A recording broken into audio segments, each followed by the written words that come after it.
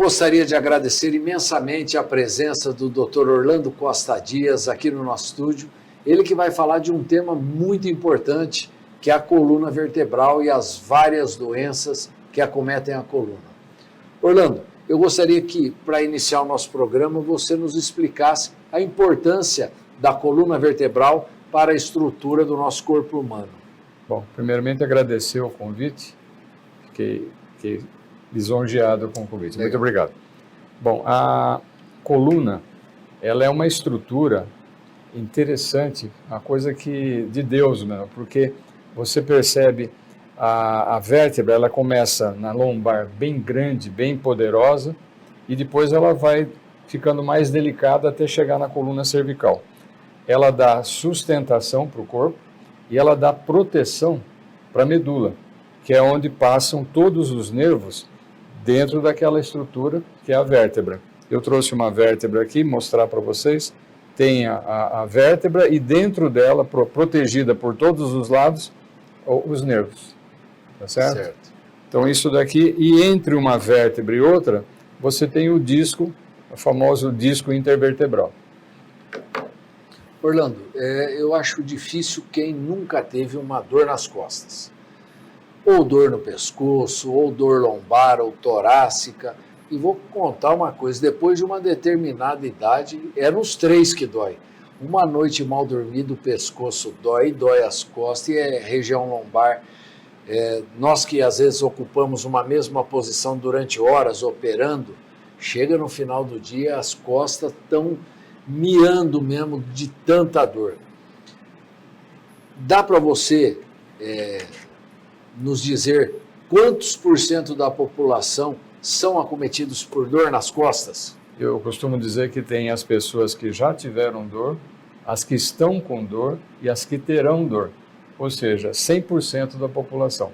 Claro, se o indivíduo é um atleta, se ele faz esportes, se ele tem, mesmo que não seja um atleta, que leva uma vida regrada, ele caminhe, ele durma num colchão firme, ele tem uma alimentação adequada, ele tem menor chance de ter dor. Mas isso não significa que ele não terá. Então, a coluna é você estar em pé, você está fazendo uma cirurgia como você, uma cirurgia importante, que tem um certo estresse. Dificilmente, depois de algumas horas, não sinta alguma dor. A musculatura fica um pouco contraída, causa uma pressão nos nervos e isso gera dor. Então, a pessoa tem dor. Agora, se você faz atividade, se você se cuida, se você mantém um peso do corpo adequado à sua idade, normalmente você vai se sentir melhor. Mas isso não é um seguro, não é uma garantia de que você não terá dor. Tem como diferenciar, Orlando, as dores nas costas passageiras por uma postura e as dores nas costas mais preocupantes? Tem. É claro que quando você chega num pronto atendimento, a dor nas costas ela é muito parecida. Mesmo que seja um caso mais grave ou não, é muito parecida. Agora, você fazendo uma anamnese, você conversando com o paciente e fazendo exame clínico, tudo certinho, você já vai detectar, isso parece que é coisa simples, isso aqui parece que é uma coisa mais séria. Então, tem alguns dados que chamam a atenção. Por exemplo, você tem uma dor noturna, ou você começa a ter dor nas costas e febre, ou dor nas costas e emagrecimento. Então, são dados que você vai pegando, ou você vai ver o que o indivíduo fez. Ele fez uma viagem longa, ou ele foi para o sítio, onde lá tem um colchão ruim. Então, você, pela anamnese, pelo histórico familiar, ele já tem casos de problema na família, a tia, a mãe, a avó. Então, você vai vendo, e vendo também a parte psíquica. Hoje em dia, depois da pandemia, nós temos muitos casos que a pessoa, após a pandemia, ela só sai de casa para o trabalho, do trabalho para casa. Hoje, já vão para 3 anos, tá certo? E as pessoas continuam fazendo isso. Então, o indivíduo tem que fazer atividade física, ele tem que ter lazer, ele tem que ter uns momentos de descanso. E tem pessoas que não estão fazendo isso. Então, isso aí causa dor também. Orlando, quando você fala em atividade física, pensando em coluna, qual é a melhor atividade física para quem quer cuidar da sua coluna? alguma coisa que tenha água, ou hidroginástica, dependendo da idade, ou natação, tá certo? E hoje existem também muitos tipos de alongamento que melhoram a postura da pessoa. Então você tem o RPG, Reeducação Postural Global, você tem o Pilates, você tem iso-stretching, você tem uma série de modalidades que vão ajudar a pessoa a se sentir melhor, a ter uma postura melhor e a relaxar. Tem o yoga, tá certo? Então é uma infinidade. Certo.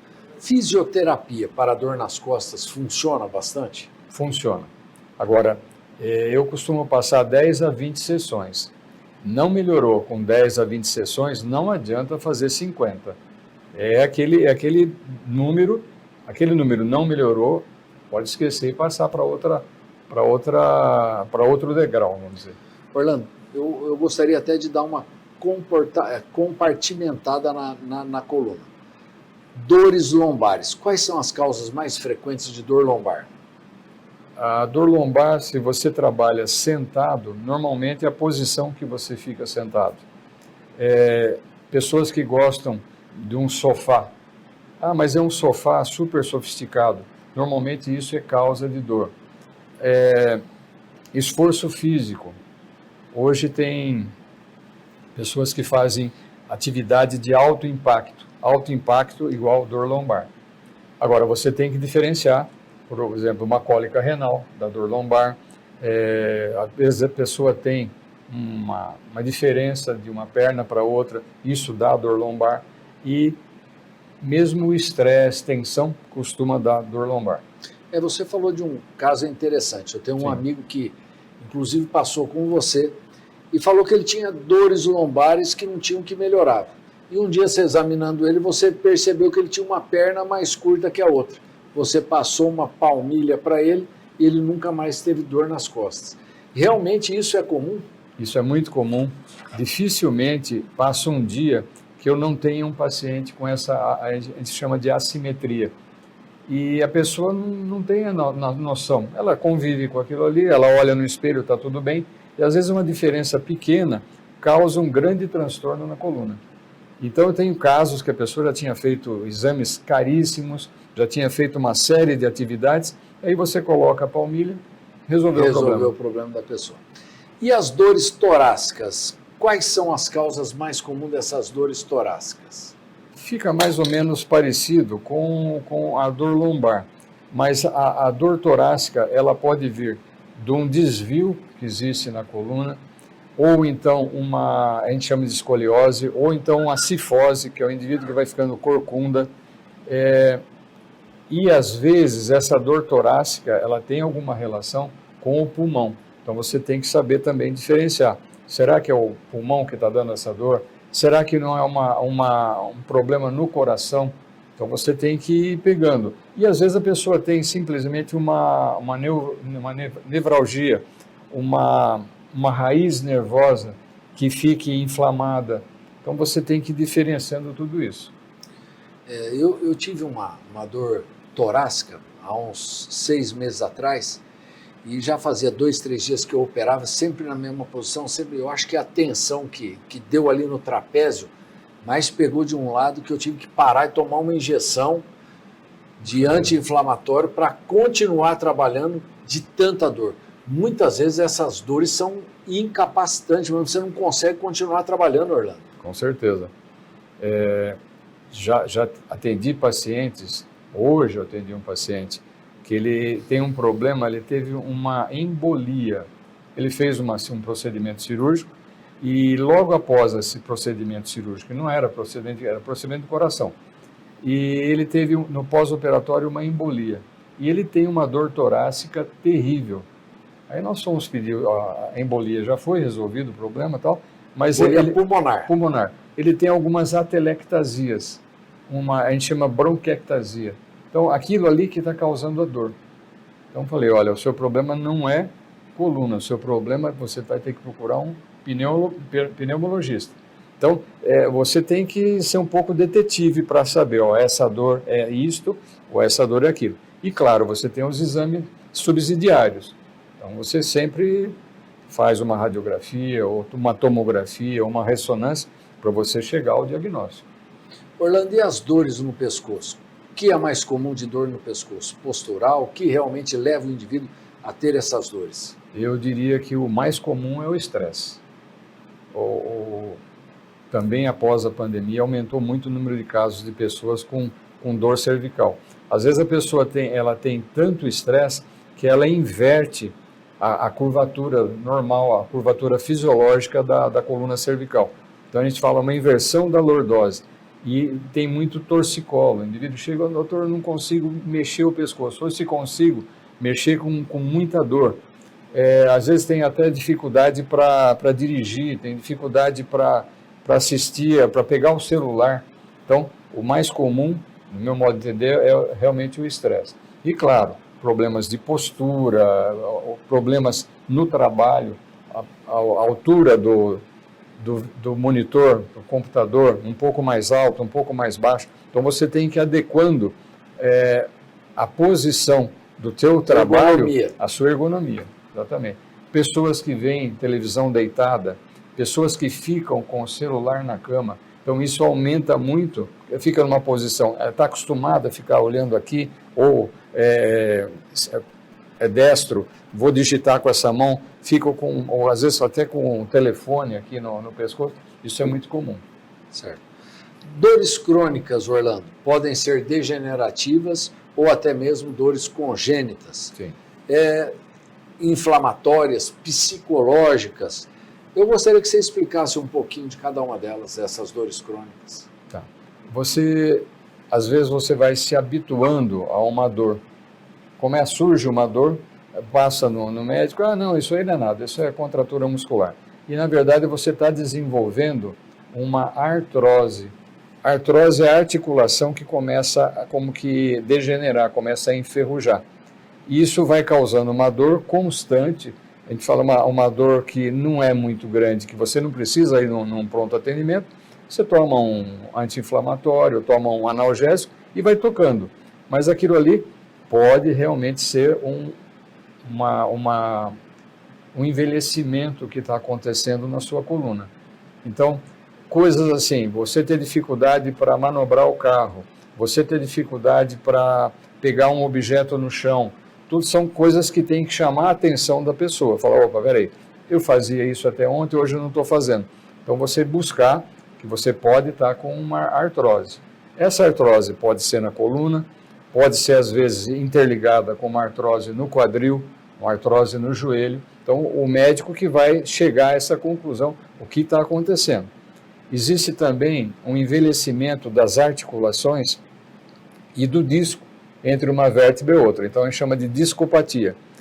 Essa discopatia ela vai acontecer em todas as pessoas.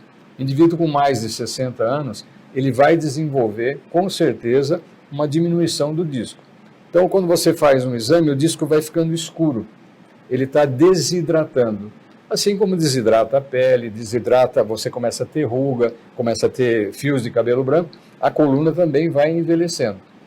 E isso pode trazer problemas que são um escorregamento da vértebra, um estreitamento do canal da coluna. Existe estreitamento que é basicamente degenerativo. E essa degeneração acontece com o passar dos anos. Evidentemente, se eu tenho um sobrepeso, hoje existe uma grande quantidade de pessoas obesas, que a gente fala obesa mórbida, ela vai ter um desgaste mais rápido da coluna. Certo.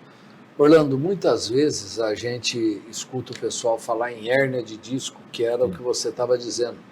O disco vai achatando, vai perdendo a hidratação e tudo mais, ele pode comprimir ali a raiz nervosa. Hoje, a gente vê cada vez mais os tratamentos para hérnia discal menos invasivos. Sim. É lógico que você, num programa anterior, me falou que vocês tentam primeiro um tratamento conservador, você faz uma fisioterapia, você tenta um tratamento medicamentoso, para aí sim, quando não dá nenhum resultado, partir para a cirurgia. E a cirurgia hoje é realmente minimamente invasiva? A grande maioria hoje minimamente invasiva. Mesmo quando você faz a cirurgia tradicional, você usa o microscópio. Então, a incisão é mais ou menos 1 a 2 centímetros, no máximo. Aí você tem um afastador e você coloca o microscópio. Então fica muito fácil. Aquilo amplia as imagens, você com pouco espaço consegue resolver. Existe também hoje a cirurgia endoscópica. Você põe, na verdade, um tubo e dentro desse tubo você tem um aparelho que ele enxerga tudo ali e você consegue, tem como se fosse uma perfuradora que você coloca, ela vai girando, ela abre um espaço para você e você tem outras peças que você chega até o disco e consegue tirá-lo. Isso aí o paciente faz a cirurgia de manhã, ele já pode ter alta à noite. Certo? Agora, tudo isso você tem que sempre tentar o tratamento conservador. Então você tenta um tratamento com medicamento, um tratamento com fisioterapia, e aqueles poucos casos que não tem solução após um determinado período, aí você tem a opção da cirurgia. Uma das coisas que falam a favor da cirurgia é quando o indivíduo está perdendo a função do nervo. Ele está tendo uma dificuldade para movimentar o pé, ou está tendo uma dificuldade para movimentar o braço, você percebe que está tendo uma deterioração nervosa. Isso é indicativo para a cirurgia. Aqueles indivíduos que passam a ter aqueles formigamentos cronicamente, não tendo a sensibilidade, isso também faz com que indique a cirurgia. Sim. Precisa diferenciar bem, existe um exame que faz esse diagnóstico, chama-se eletroneuromiografia. Na verdade é um exame que dá uns choquinhos e umas picadinhas assim. Então ele vai dizer para mim, o indivíduo tem um problema na coluna cervical que está irradiando para o braço, ou tem um problema na coluna lombar que está irradiando para a perna, ou de repente ele tem uma síndrome do túnel do carpo, que na verdade é só um nervinho aqui no punho que está sendo apertado, que é o nervo mediano. Então a pessoa tem formigamento na mão, ela perde a sensibilidade assim de você saber, põe a mão numa gaveta e você, sem olhar, você sabe que está pegando uma caixa. Propriocepção. A pessoa vai perdendo isso, mas ela pode perder por um problema no túnel do carpo ou um problema na coluna cervical. Então, pela área que você tem a parestesia, você descobre, às vezes pelo exame clínico, você já sabe aonde você vai encontrar o problema dentro da coluna. Eu acredito que hoje em torno de 30% dos casos atendidos no pronto-socorro são casos de dores nas costas. Sim. Eu trabalhei muito tempo em pronto-socorro e, como você disse, é difícil quando a gente não vê um caso desse. Diariamente a gente se depara muito.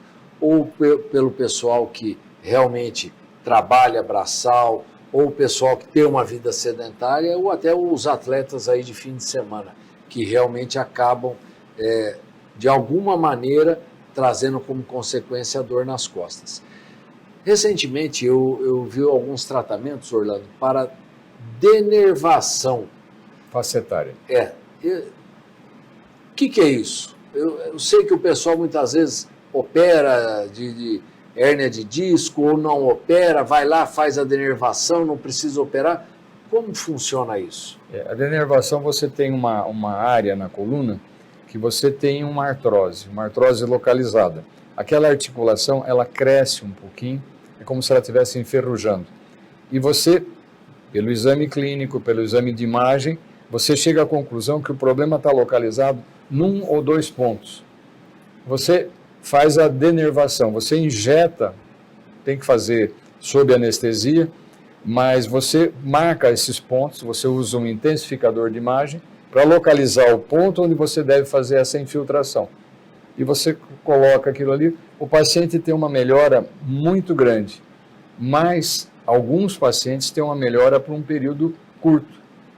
Então, esse paciente que tem uma melhora por um período curto, você fatalmente o leva para a cirurgia. Existem casos em que a gente faz, o paciente não tem condição de cirurgia nesse momento. Você faz a denervação e posterga a cirurgia para um outro período. E existem aqueles que fazem a denervação e ficam ótimos. Parabéns, vamos fazer isso aí. Orlando, há muitos anos atrás, quando eu me formei, o cirurgião de coluna dentro da ortopedia era aquele cirurgião que era diferenciado dos demais, porque ele lidava com uma quantidade de nervo muito grande e qualquer erro podia causar aí uma fatalidade do indivíduo ficar muitas vezes paraplégico ou, dependendo do local que pegasse, pior ainda. Ainda hoje os riscos são como eram antigamente. Antigamente fazia aqueles baita corte nas costas, você falou que hoje é minimamente invasivo. Mas esses riscos ainda existem? O risco não desapareceu. É como você ter um automóvel que você tem airbag, você tem 8 airbags, você tem uma série de condições, ele tem uma lataria que se deforma, tem uma série de coisas. Mas o risco ainda existe. Ele é menor do que você andar num carro de 1950, por exemplo, que era um carro, a lataria parecia um tanque de guerra. E qualquer acidente transmitia diretamente para os passageiros. Hoje não. Então melhorou muito. A cirurgia de coluna também melhorou muito, avançou muito. Você tem o uso do microscópio, que facilitou muito. Um fio de cabelo fica parecendo essa caneta aqui. Então você tem uma facilidade. Mas você ainda tem risco de uma lesão no saco dural. Essa lesão no saco dural ela vai ampliar o tempo cirúrgico. Você tem risco. Claro, hoje, por exemplo, eu faço uma cirurgia mais complicada, eu uso monitoramento, que a gente chama de potencial evocado. Fica um médico ao lado do anestesista, controlando tudo o que você está fazendo. Você coloca um parafuso e você testa. Esse parafuso está perto de uma raiz, não está, fala, está tudo bem. Ou, muda a posição do parafuso. Você vai lá e muda a posição do parafuso. Então, facilitou muito. Estava lembrando essa semana, quando eu cheguei em Bauru, eu vendi um carro para comprar uma mesa chamada mesa de Risser. Então você operava o paciente, no pós-operatório colocava naquela mesa, tinha umas faixas de lona, então ele ficava como se estivesse flutuando. Após a cirurgia você fazia um gesso, a coluna inteira, e ele ficava meses com esse gesso. Hoje isso aí, a mesa virou sucata, porque não se usa mais. Você usa um instrumental que ele dá uma grande segurança, uma grande estabilidade. Então, isso facilita. O paciente no segundo pós-operatório já está caminhando, já vai no banheiro sozinho. Então, isso... E sem dor. E sem dor. Isso melhorou muito, facilitou demais. O exame, antigamente fazia uma mielografia. Você injetava um contraste, a agulha ficava nas costas da pessoa, fazia as radiografias e depois você tirava o contraste. Era horroroso para o paciente e horroroso para o médico. Hoje você deita, faz uma ressonância, enxerga milhões de vezes melhor e o paciente não tem sofrimento nenhum. A gente escuta falar em ortopedia, em cirurgia robótica hoje. Sim. Você me falou de cirurgia aí que vocês fazem através de câmeras que vocês colocam. Para a coluna também tem isso? Tem. Hoje você, por exemplo, você entra na vértebra, você não há necessidade de fazer o corte. Alguns casos, claro, não são para todos. Você tem condição de localizar o ponto onde você vai pôr o parafuso, então o indivíduo fica com alguns pontinhos nas costas. Foi onde você colocou.